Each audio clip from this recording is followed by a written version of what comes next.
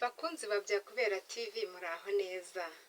Umwami Yesu niyamamare, yamamare, agakiza k'Imana kaganze mu mitima yacu. Imitima yacu igira inyota yo gukurikira Nyagasani, yo gukorera Nyagasani, kuko ntawamukoreye ngo yikorere amaboko. Ni muri urwo rwego rero nk'uko mubimenyereye, uyu munsi tugiye kuririmba indirimbo yo mu gitabo ya 88 mu ndirimbo zo gushimisha Imana. Rwose duhimbaza Imana n'imitima yacu imenetse. Ubundi warasenze ubura iki muvande? Ntago wasenze rwose ngo ugire icyo ubura. Senga Imana uyiyambaze, ni ukuri izakumva kandi izagusubiza, kandi izaguha imbaraga zo kunesha ibishuko byo muri iyi si, cyane ko ari na byinshi muri iki gihe rwose bimeze nabi, ariko rwose ntago wasenze ngo ugire icyo ubura. Nyagasani rero akomeze kudufasha kandi atuyobore mu nzira ye nk'uko bikwiye. Kandi ndabasaba inshuti zanjye, abantu batarakora subscribe muyikore kugira ngo mufashe Imana, mumfashe kwamamaza ubutumwa bwiza bw'Imana binyuze kuri iyi channel. Mukora subscribe, musharinga bikagera hose, kuko ndabizi neza ko ntago iyi channel yaje kumpanuka. Ni ukuri nawe byakubera pe, byakubera. Nzafata umwanya wo kubasobanurira Byakubera TV icyo bisobanuye, intego yayo. Ni ukuri byakubera. Kandi gukorera Imana ntabwo ari ukuvuga ngo urajya imbere ujye kubwiriza, ngo urajya urahabwa mikoro ubwirize mu mbaga y'abantu benshi. Oya, nawe usharinze ubutumwa buca ahangaha, ni ukuri waba uyikoreye, kandi waba uyikoreye mu rwego rushimishije cyane, ko ahangaha kuri YouTube hacaho ibintu byinshi bitandukanye kandi bibonwa n'abantu benshi batandukanye. Ndababwiza ukuri ko wabisharinze bikagera hose, ni ukuri waba uyikoreye kandi byaba ari umumaro, byakugirira umumaro, kandi nanjye bikamfasha. Mukorera like, commentaire zo mba nzitegereje buri munsi. Rwose ndabasabye mujye mumpugura, mujye mumbwira ati turashaka ko dukorera iki ngiki, noneho bishoboka dufatikanye rwose kandi bizagera kure. Uyu munsi rero indirimbo indi ku mutima ni iya 88 mu ndirimbo zo gushimisha Imana, ivuga ko uburyo numva Yesu anyemeza. Ni ukuri aranyemeza pe. Iyo ndebye ubugari bwa Nyagasani, nkareba uburebure bwe, nkareba imikorere ye, ni ukuri irandenga, nkumva aranyemeje. Ni ukuri aranyemeza. Nawe mu nshuti muvandimwe akwemeze kandi akuyobore mu nzira. Ni ukuri birakwiye ko twamukorera, kandi kumukorera nta gihombo kirimo. Hari umuntu ujya yicara akavuga ati ariko se ubundi dusanze nta juru ririho. Ni ukuri usanze nta niririho, waba warabayeho ubuzima bwiza muri iyi si, kuko gukorera Imana bitanga amahoro yo mu mutima, bitanga amahoro muri rusange, bitanga amahoro mu buzima busanzwe. Rwose ntawayikorera ngo akorwe n'isoni, kandi ntawigeze ayikorera ngo yikorere amaboko. Niyo mpamvu inshuti zanjye mbahamagariye rero kugira ngo dufatikanye, twambaze kandi dusingize Nyagasani, kuko birakwiye pe, birakwiye dukoreye ibikomeye. Natwe rero kubera ko twishimye, ntidushima Imana, ntituyishime. Rero tuyishima muri ubu buryo. Hari abavuga ati ariko uriya muntu ni umusazi. Ni ukuri ntago nasaze, ni Nyagasani, kuko ntago namusenze ngo ngire icyo mbura. Iby'isi birarushya, ariko byonyine amahoro yo mu mutima niyo y'ingenzi. Rero njye numva Yesu anyemeza. Iyo ndirimbo rero mwarangije kuyumva, iravuga ngo numva Yesu anyemeza ko mbuze imbaraga, ngo njye musenga iteka, ntacyo nzamuburana. Numva Yesu anyemeza ko mbuze imbaraga, ngo njye musenga iteka, ntacyo nzamuburana. Yanyishyuriye ya myenda yose, yamba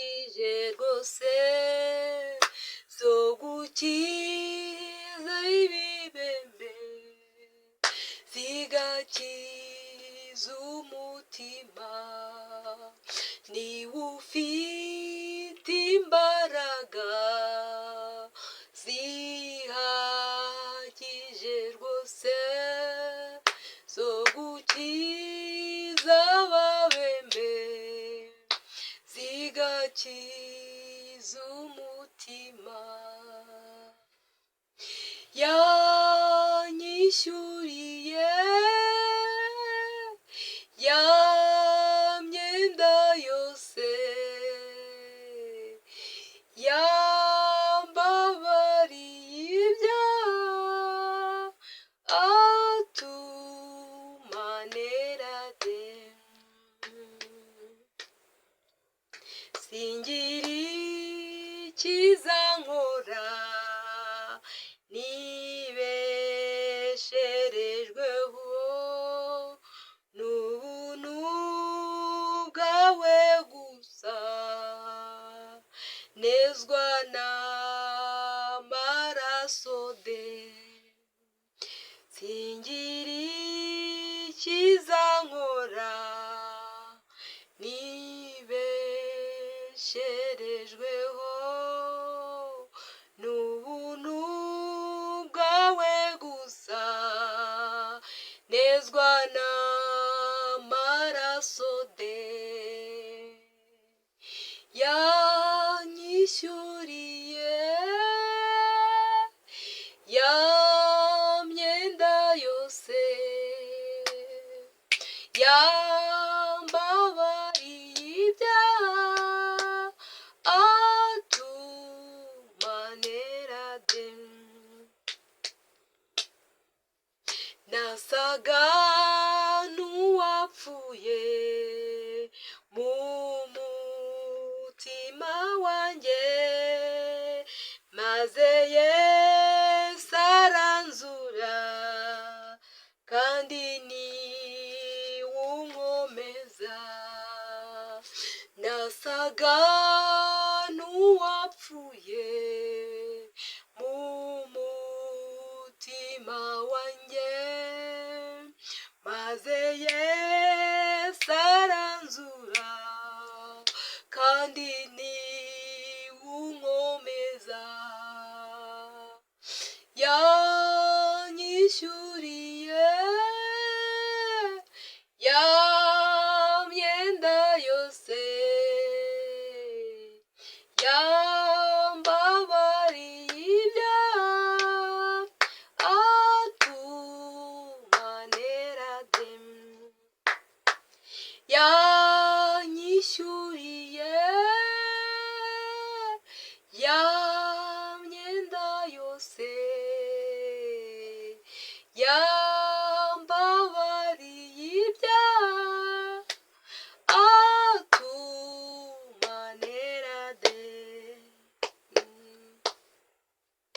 Imbere y'aya ntebe nzahagararayo, nzaba njyanye iminyago nyishyikirize Yesu.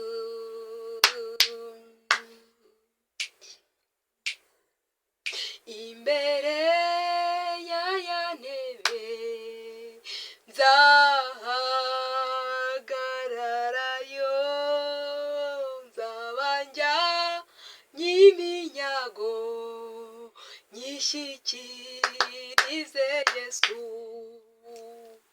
Yanyishyuriye ya myenda yose,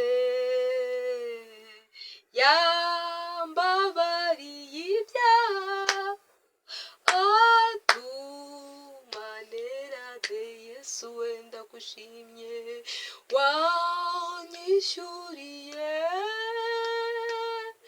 ya myenda yose, wambabariye ibyaha utuma nera. Yesu wanjye ndagusabye, yanyishyuriye wanyishyuriye ya myenda yose yambabariye ibyaha atumanerane. Yesu turagusabye kugira ngo uduhe imbaraga zo guha agaciro amaraso watumenewe, uduhe imbaraga zo kuyitaho, uduhe imbaraga zo kureka icyaha no kukizinukwa, ntitugakore icyaha ukundi. Ni ukuri ntitukitwaze ko watumeneye amaraso ngo twivurugute mu byaha tuvuga ngo mwami warabirangije, ngo nta kindi gitambo gisigaye inyuma. Ni ukuri duha imbaraga zo kugera mu kirenge mu cyawe Nyagasani, aho wagiye ushinga intambwe natwe tujye tuyikurikiza. Urugero rwiza waduhaye Nyagasani tujye turugenderaho kugira ngo tuzagere mu bwami bwawe tuzanye ya minyago. Ni ukuri mwami Yesu mwiza, duha imbaraga, dukomeze. Imana Data ndakwinginze ngo ujye ubana natwe muri byose, ujye dukomeza mu ntambwe. Urabibona ko muri iyi si turi dufashe igihe mu ntambara. Ni ukuri nta wundi watuneshereza atari we mwami Imana. Turakwinginze kugira ngo abamarayika bawe bajye bakomeza baze kuturwanirira, Roho Mutagatifu ajya tubaho. Ni ukuri ni ukuri ni ukuri, marayika wawe ageza atwomeho kandi adukebura aho tutitwara neza Nyagasani. Yo papa ndakwinginze ngo ngwino ni ukuri dushoboze gushaka iminyago iyo tuzaza kukumurikira ubwo tuzaba tuje mu bwami bwawe. Ni ukuri amaraso y'umwana wawe ntazapfa ubusa. Ni ukuri ngusabye mbyizeye kandi nzi ko uzabidufasha, nzi ko uzabidukorera, nzi ko ntacyo wasezeranye n'umwana w'umuntu ngo gihere. Nyagasani rero ndakwinginze, Mana Data ndakwinginze ngo bidukorere mu izina ry'umwana wawe Yesu Kristo mbisabye nizeye, amen.